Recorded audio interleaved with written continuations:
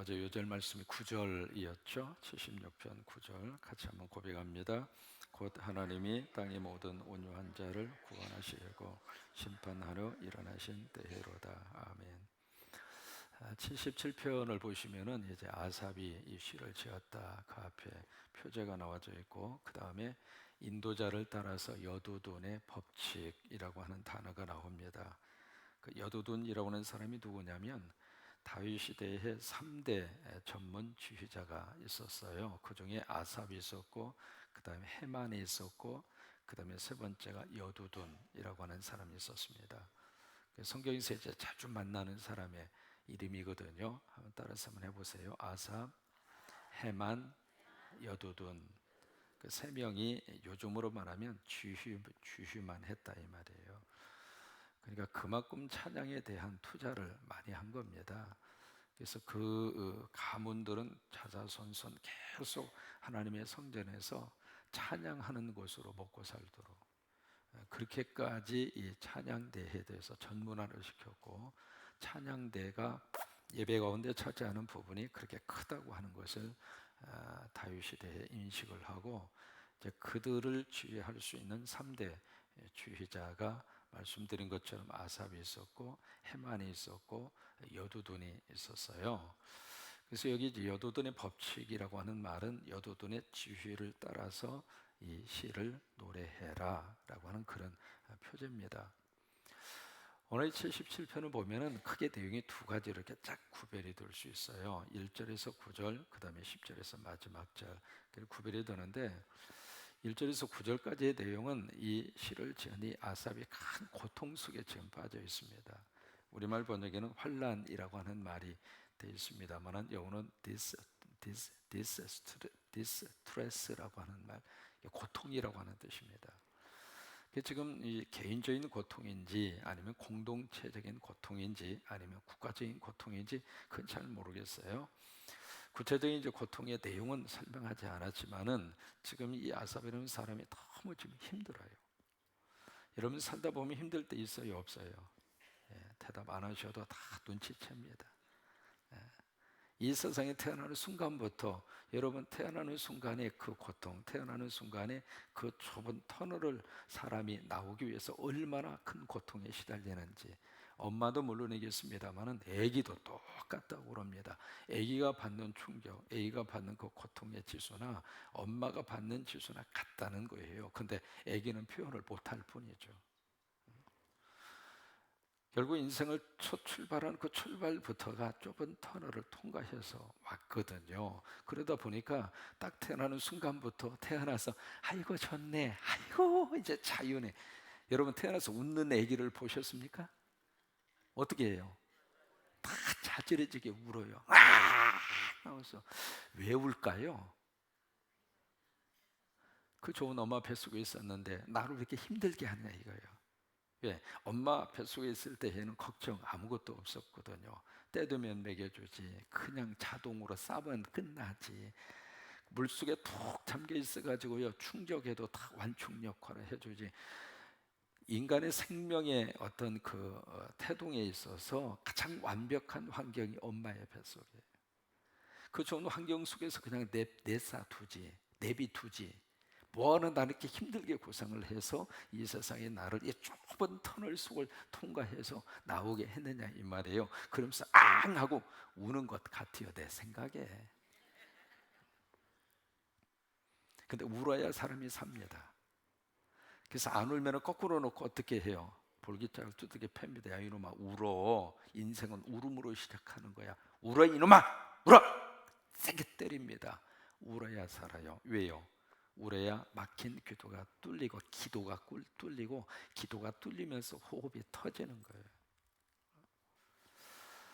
참 묘한 삶의 이치를 거기서 우리에게 이야기를 해주고 있습니다. 결국 인생은 울음으로 시작해서 결국 남을 울리고 세상을 떠납니다. 사랑하는 이를 떠나보내면서 눈물이 터지잖아요. 그래 결국 눈물로 시작해서 눈물이 끝나는 게 인생이지 않느냐라고 하는 생각을 해보게 되는데, 그래서 살면서 그런 울 일이 없었으면 좋은데 올 일이 없을 수가 없더라 이 말이죠. 개인도 마찬가지고 공동체도 마찬가지고 어디든지 말이죠. 이 디스트레스라고 하는 이 단어, 이 환난과 고통이라고 하는 단어를 지워버리고 살 수가 없단 말이죠. 짧은 인생을 사는 동안에 그 짧은 인생 여정 가운데 그렇게 많이 우여곡절이 많은 거예요. 특히 우리 한국 사람 같은 경우에 있어서는 가슴에 뭐가 많아요? 한이 많아요. 맺힌 게 그렇게 많아요. 한이 많아서 옆 사람이 조금만 이렇게 건드려도 톡 하고 터질 것 같은 봉선한 사랑이 아니라 눈물방울.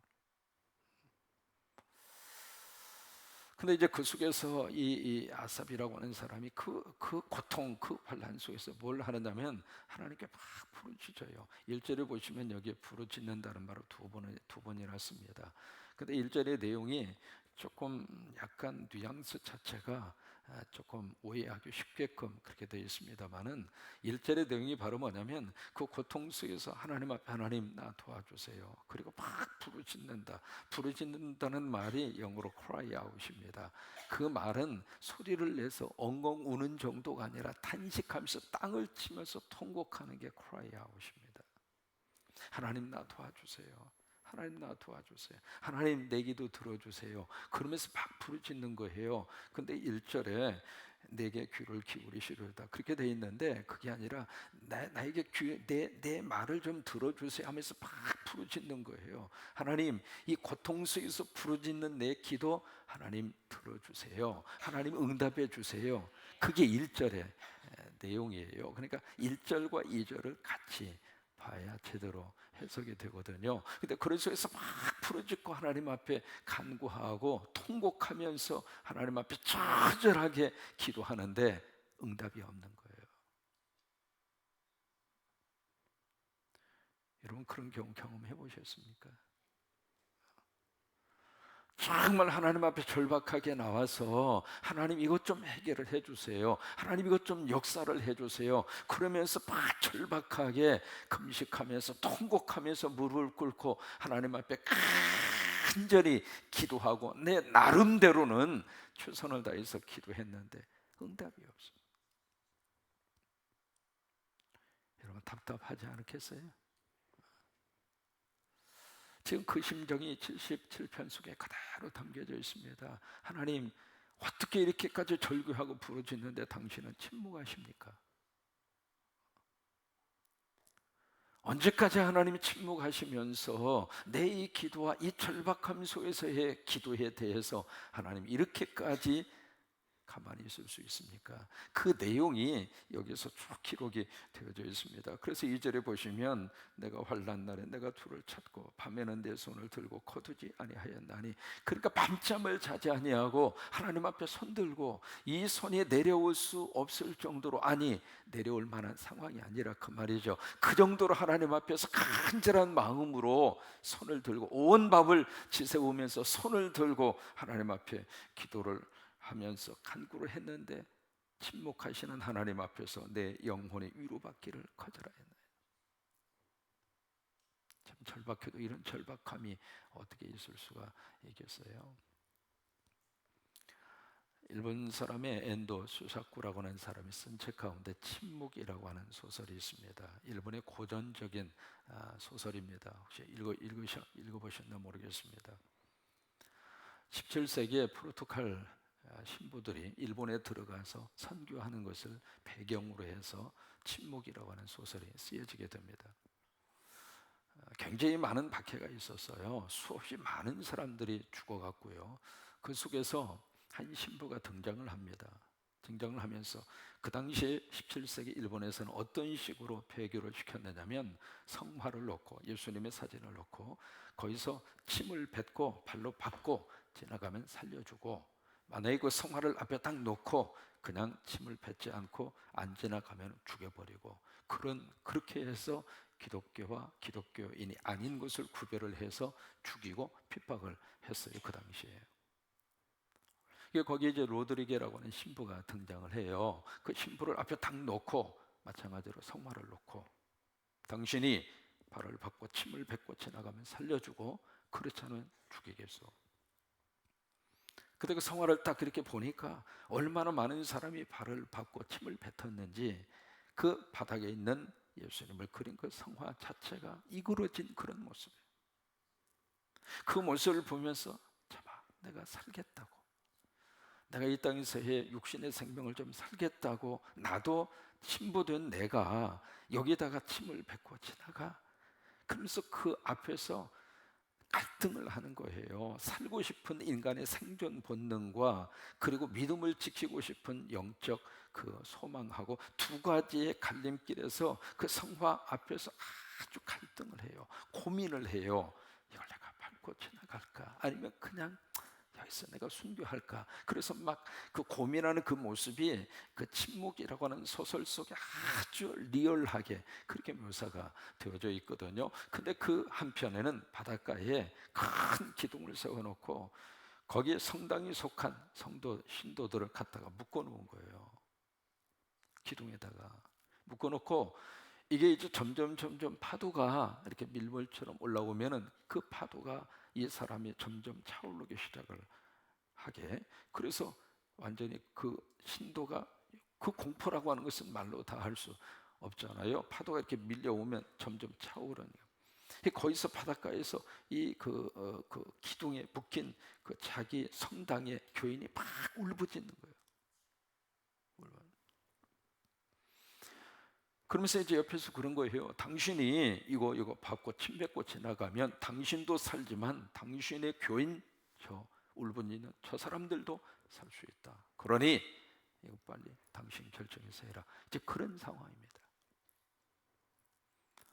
과연 우리 같으면 어떡할까? 그래서 거기서 두 가지 참 인상적인 두 가지의 내용이 나옵니다. 하나는 그 앞에서 막 고민을 하고 막 그러고 있는데 세미한 음성처럼 들리는 말이 있었습니다. 뭐냐면 밟아라, 밟고 가라, 밟고 가라. 나는 너에게 밟히기 위해서 이 땅에 왔다. 그 음성을 들어요. 그 다음에 또 하나는 그 처절함 속에서 아무 대답이 없고 아무 응답이 없이 느껴지는 하나님의 침묵입니다. 그래서 그 소설의 제목이 침묵이라고 그렇게 쓰여졌고 영화로도 만들어졌거든요. 근데 거기서 갈등하는 엔도 수사쿠라고 하는 사람이 쓰고 있는 그 침묵의 내용처럼 우리들도 영적으로 그런 고민과 갈등 속에 빠질 때가 너무 많다고 하는 거예요. 그래서 우리가 남의 슬픔과 남의 고통 앞에 너무 쉽게 집사님 기도하세요, 기도하면 다 돼요, 너무 쉽게 이야기하지 말라 그 말이에요.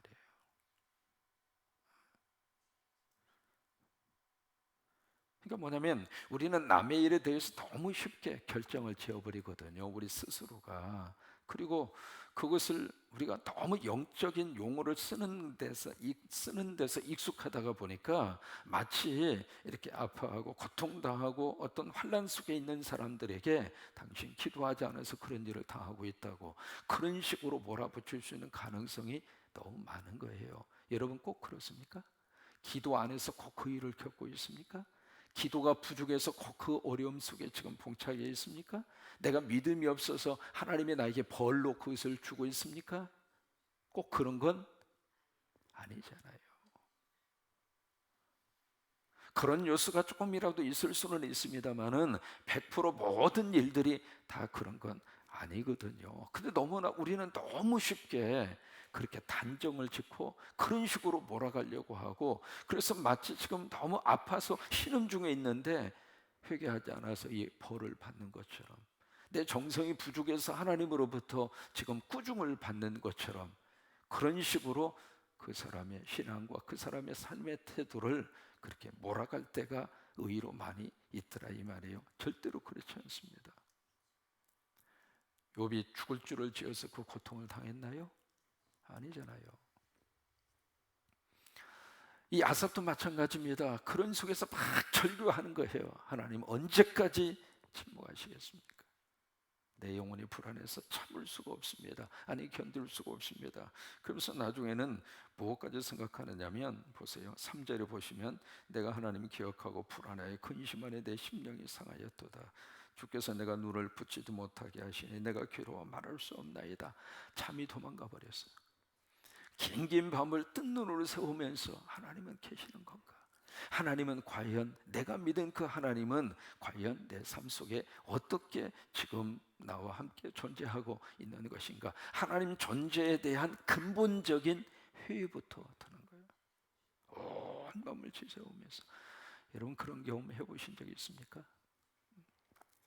어떤 영적인 깊은 갈등 때문에 누가 해답을 주는 것도 아니고 시원하게 그게 풀리는 것도 아니고, 그러면서 그 영적인 고민과 갈등 속에서 너무 그래서 9절까지 그 시에 대한 내용이 쭉 이어집니다. 그러다가 계속해서 이제 반문을 계속해요. 7절 같은 경우에는 주께서 영원히 버리실까? 다시는 은혜를 베풀지 아니하실까?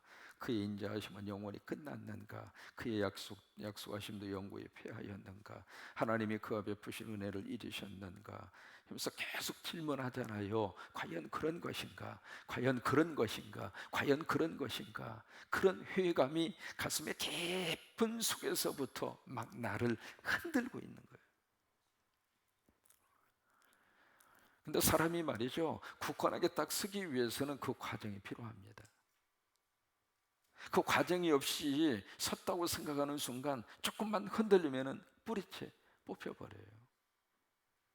이제 그런 과정이 때로는 필요하거든요. 하나님하고 막 씨름을 하면서 하나님이 응답하실 때도 있지만 응답을 미루실 때가 있습니다. 응답 안 하시는 것이 아니라 응답의 패턴이 다른 것뿐이에요. 나는 이렇게 생각을 했는데 하나님의 생각은 다른 데 있는 것뿐이에요. 내가 그것을 찾지 못하기 때문에 내가 생각하는 방향에 응답이 없어서 고민을 하는 경우들이 많이 있거든요. 여러분 그래 안 그래요? 난 이 집을 하나님이 줬으면 좋겠어. 근데 하나님의 생각은 그 집이 아니야. 너는 이 집이 좋아. 근데 나는 그걸 모르고 있어. 그러다 보니까 이걸 붙잡고 막 기도하는 순간에는 하나님이 떠나 있는 것처럼 느껴지잖아요. 그런 생각이 들 수밖에 없잖아요. 왜? 내 뜻이 이루어지지 않았다고 생각을 하기 때문에. 근데 지나놓고 나면 이게 안 된 게 훨씬 축복일 때가 더 많더라고요. 내 기도 제목대로 응답되지 않는 게 훨씬 은혜인 경우들이 사실은 더 많아요. 우리는 현실밖에 생각 못해요. 그 너머에 먼 미래까지 볼 수 있는 안목이 우리에게는 없습니다. 그러다 보니까 하나님은 전체를 보시잖아요. 전체를 보시는 속에서 이 상황 저 상황 다 역사를 하셔서 하나님의 선한 길로 우리를 인도하신다고 하는 그 믿음이 우리에게 있기는 있지만 지금 당장은 이거밖에 안 보이니까. 그래서 영적 생활에서 우리가 흔들리지 않으려고 그러면은 그런 어떤 깊은 어떤 갈등과 고민의 밤을 새워본 그 경험이 필요하더라 이 말이에요. 시편이 좋은 것이 바로 그거예요. 힘들면 힘들다고 말할 수 있는 게 시편이에요. 뭐가 앞길이 안 보였을 때 안 보인다고 솔직하게 말할 수 있는 게 시편이에요. 그래서 9절까지 그런 내용으로 쭉 가요. 가다가 10절에 가면 내용이 확 바뀌어집니다. 10절에 가서 뭐라고 이야기하느냐면 또 내가 말하기를 이는 나의 잘못이라. 내가 잘못 생각했구나. 내가 지금까지 고민하던 그것이 내가 잘못 생각했구나. 하나님이 내 곁을 떠난 게 아니구나. 하나님이 침묵하고 있는 것이 아니구나. 하나님이 내 기도를 잊으신 것이 아니구나. 아하, 내가 잘못 생각했구나. 10절에서 그렇게 고백을 하고 있어요. 그러면서 두 가지를 여기서 쭉 갑니다. 첫째는 11절에 보시면 여기서 완전히 반전이 일어나요. 희망의 메시지로 확 바꿔지는 거예요. 지금까지는 너무 갈등과 고민과 어려움 속에서 있던 그 사람이 10절에 딱 가서는 이제 완전히 희망을 가지고 다시 일어서는, 영어로 말하면 터닝 포인트가 일어나요. 이 길을 쭉 가다가 이 길이 아니고만 하고 돌아서서 이쪽으로 가는 거예요. 이게 터닝 포인트라고 그래요. 이게 10절이 바로 그런 내용이에요. 아, 내가 잘못 생각했구나. 내가 잘못 하나님에 대한 오해를 했구나, 그 이야기예요. 그러면서 11절, 내가 하나님의 일들을 기억하고 하나님께서 옛날에 행하신 그 신기한 일들을 내가 기억하겠다. 왜? 사람은 현재가 어려우면 과거를 기억하면 현재를 이길 수 있는 힘이 생깁니다. 왜요? 그 과거의 큰 어려움 속에서도 하나님이 역사하시고 하나님이 지키시고 하나님이 도와주시고 하나님이 먹여주시고, 그래, 그 하나님, 내일도 그 하나님이 나를 그렇게 역사해 주시겠다. 그 희망의 끈을 어디서 찾는가? 현실은 그렇지만 과거 속에 역사하셨던 하나님을 기억하고 다시 그 하나님을 붙잡는 거예요. 그래서 10절 이하의 기억이라고 하는 단어를 그래서 두 번이나 반복해서 쓰고 있는 거예요. 그러면서 구체적으로 이스라엘의 역사 가운데 하나님이 무슨 일을 어떻게 하셨는가, 그들 속에다 딱 하나 제시하는 것이 바로 홍해 사건입니다.